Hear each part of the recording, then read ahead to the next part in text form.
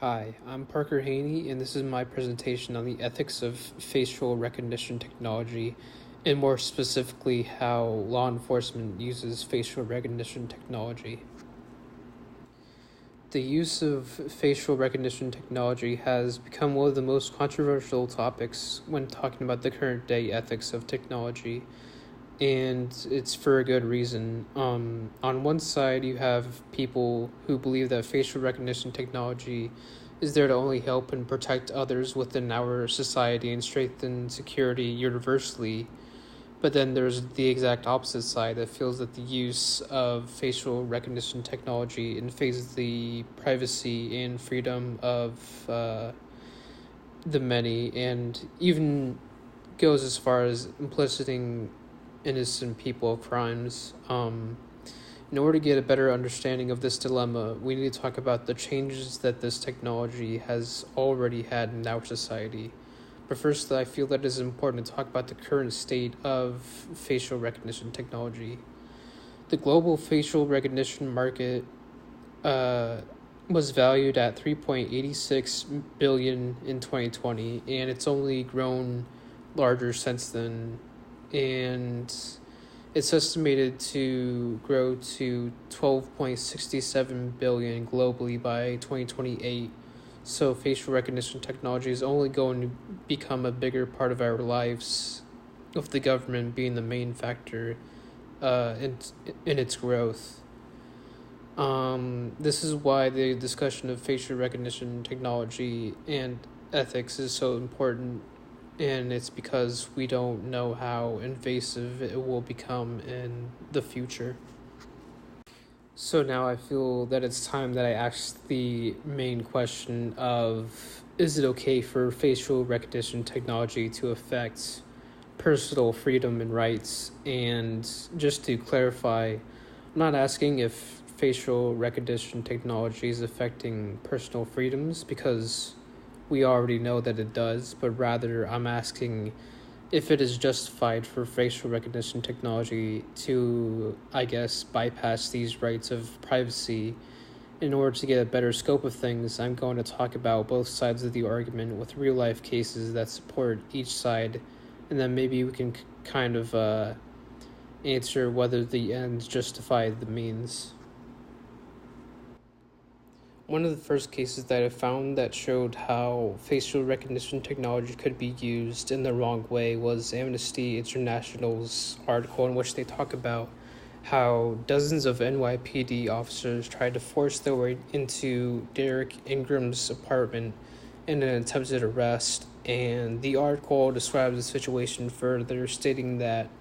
one officer was caught on camera outside Derek's home holding a document titled Facial Identification Section Informational Lead Report, revealing that facial recognition had likely been used to inform Derek's arrest.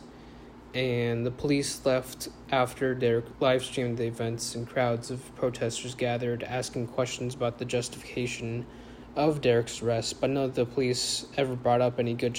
justification for the arrest of Derek, and nothing really happened after the police left. And it was pretty clear that the police had only really been there because of the match that was made falsely by facial recognition technology. And this is just one case, but it covers a problem that many who argue against facial recognition technology feel strongly about, and it's that within the hands of law enforcement, everybody that is caught by this technology could be suspected and accused of committing a crime that they never committed in the first place. And Derek was essentially just your everyday guy that was going to be arrested on the basis of a failed system.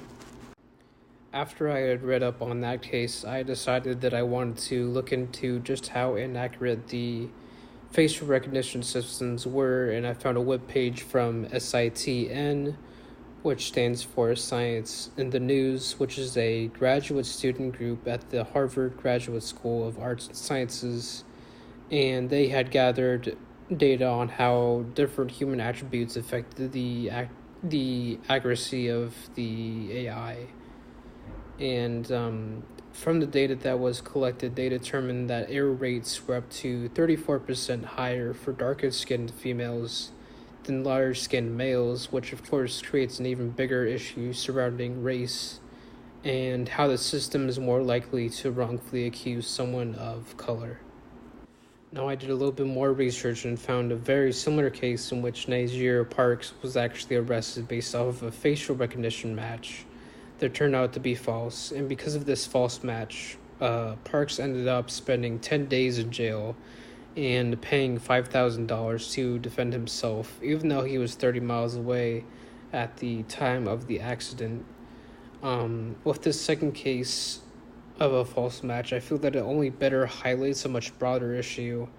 in that there are no federal guidelines that exist to limit or standardize the use of facial recognition by law enforcement and states. They are simply left to decide for themselves what to do to control the use of this technology. After I got a better understanding of how this technology was improperly used, I decided to look into positive cases in which facial recognition technology was used to actually increase safety and security,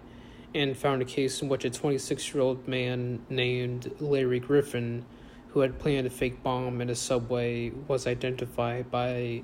facial recognition technology only 30 minutes after the bomb had been found, and he was later arrested that night.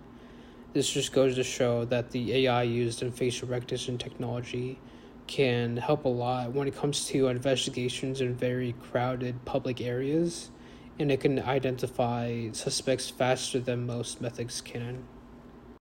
Another positive case for facial recognition technology is when San Francisco police were able to identify the suspected killer in Maryland's Capitol Gazette shooting using facial identification technology. The great thing about this case is that it quickly stopped the shooter from harming any more civilians because the police were able to track him and then safely arrest him without others being harmed. The last case that we'll talk about that is in favor of facial recognition technology is when Charles Holland, a child kidnapper and molester, was found after 18 years of hiding. The reason why this man was able to hide so well from law enforcement is because he was hiding under an identity that he had stolen from a dead 8-year-old boy, and he was also constantly on the move to throw off law enforcement's trail. And it's very likely that this man would have gotten away with everything if it weren't for the facial recognition technology that had identified him 18 years after he had committed his crime. And I feel that it's cases like this that really prove that facial recognition technology